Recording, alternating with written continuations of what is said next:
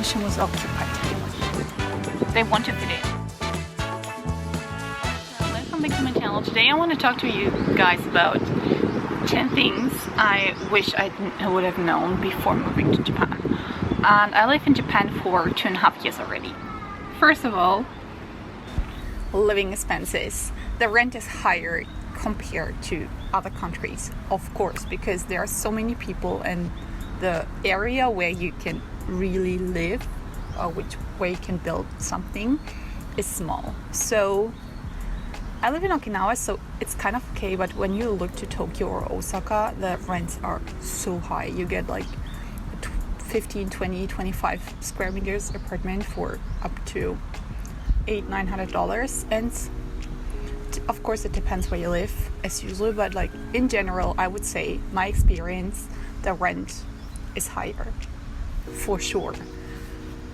Living expenses, not just rent. So in my opinion, the groceries are pretty expensive here if you don't buy local. So maybe I'm a little bit spoiled because I grew up in Germany and everything is so cheap there, but especially fruits and vegetables are so expensive, like especially fruits. And I thought, I live in Okinawa, most southern part of Japan.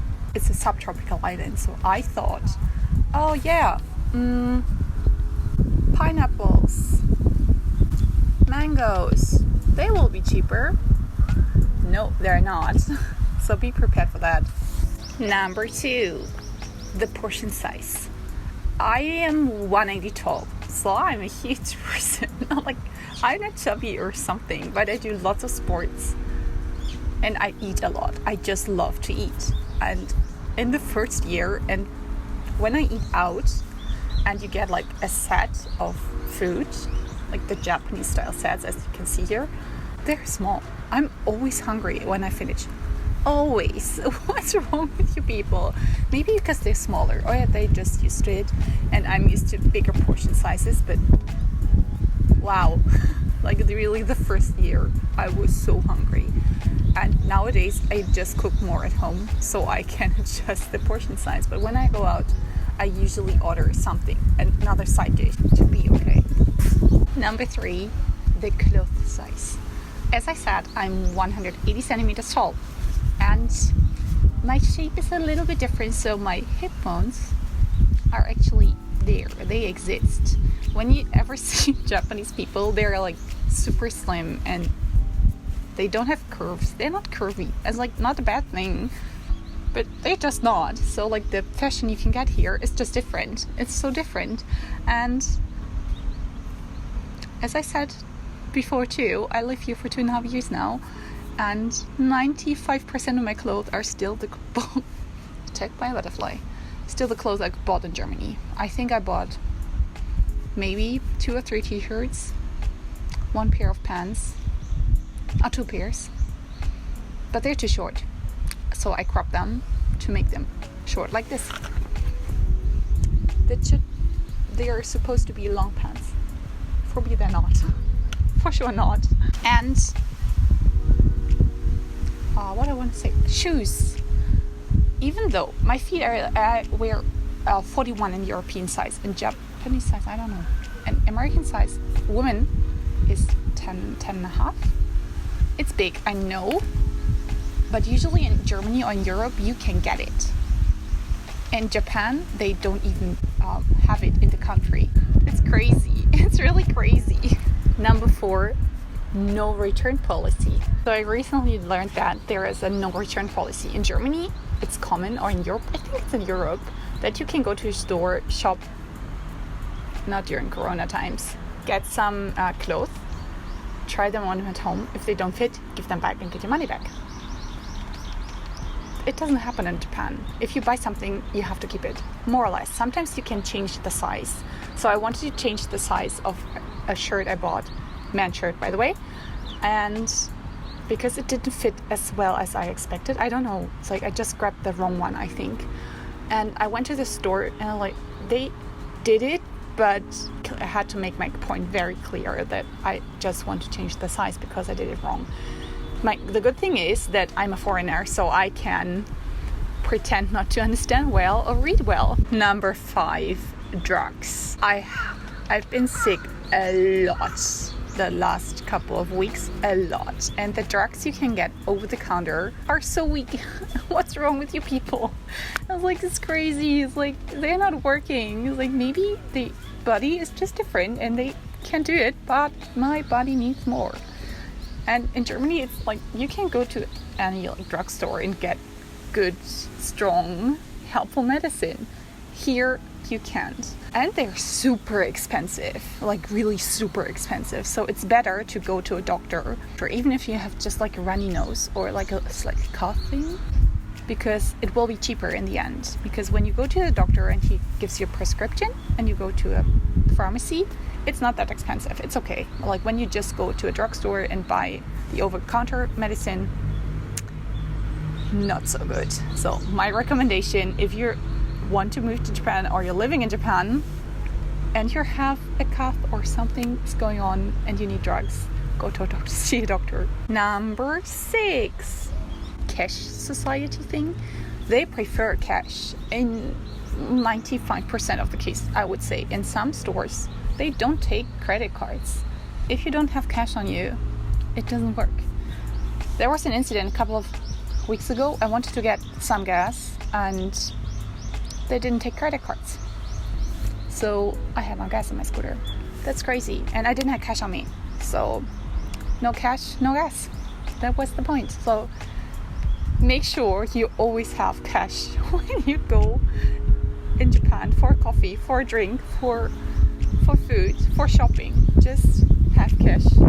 It's better safe than sorry. 1, 2, 3, 4, 5, 6, 7. So when you move to Japan, of course, there's lots of paperwork.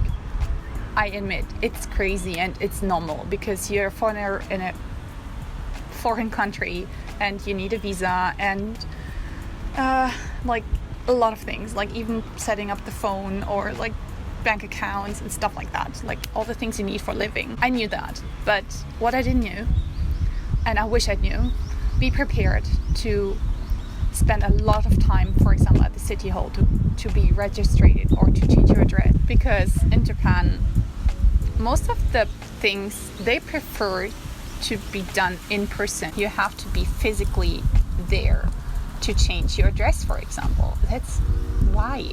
I don't get it. I understand if you get a new visa and you have to sign the things or like drop off the things. Okay, I get it. But changing your address? Come on. Why can't you just send an email? I don't get it.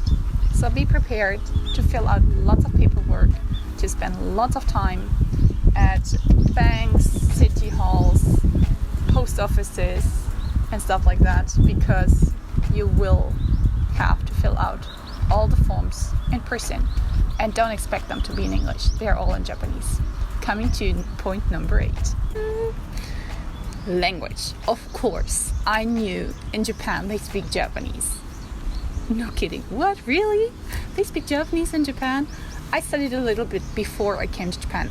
I admit, not enough. I should have studied more and put more effort into it to make my life a little bit easier. I admit that. I was lazy. So if you have time and you want to move to Japan, study a little bit of Japanese before. Especially hiragana and katakana. If you don't know, Japanese has 3 alphabets: hiragana, katakana, and kanji.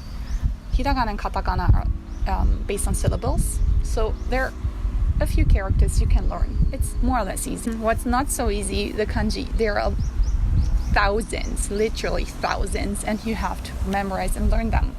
Why?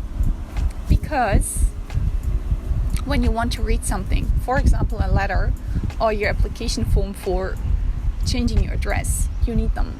Then it's not in hiragana or katakana, it's in kanji. So that's the bad thing, and I gave up. I admit it. It's so hard to learn it, and I know some of my friends are really good in Japanese and reading Japanese, no problem. But it takes a while, and you have to be really diligent and patient to do it and to learn it. So be prepared for that. So the second thing I want to mention. Speaking Japanese is not that difficult. You can pick it up fast. But if you want to become really fluent and to communicate well, you need the kanji. That's how it is, and that's how it works. But even though if you speak Japanese, it's hard for Japanese people to communicate with you. Why? Let's get to point number 9. So, as a foreigner in an Asian country, or Southeast Asian country, or for me, Japan, you stick out. Especially me, I'm super tall, and my eye color is different. I have blue eyes, some of them. They've never seen it before, really. And they are interested in you in the beginning 100% because you're exotic, you're different, and they try to communicate with you because of that, because of the fact you're a foreigner and you have something to tell them, to teach them, to show them they don't know yet. And that's nice. You have good small talk conversations. But on the downside, that's a bad thing too, because I experienced it a lot, that they stare at you, or they don't want to talk to you, or that they avoid you because you're a foreigner. Because I don't know, maybe they're afraid they won't understand me, or I don't know. I actually don't know. 2 incidents I had. One incident was I work as an English teacher in an international school, and I had to pick up some kids at school, at their regular school for the afternoon program at our school. And there were some classmates, and they were staring at me, pointing at me, screaming, "Oni, Oni!" I was like, demon, demon, and we're running away. I know they're kids, but kids are mean. What? Kids are so mean. It didn't hurt me, but I was like, why? I was just a little bit sad, and I didn't like it. Number 2 is at a supermarket. I needed some help because, of course, all the things are in Japanese. And I wanted to find something, so I had a picture of the product I needed, and I was looking for a shop assistant. And the person saw me coming. She turned around and went away. It's like, not running, but hurrying. I was like, what? That's super mean. I don't know whether it was on purpose, maybe it was something else, but I felt pretty offended.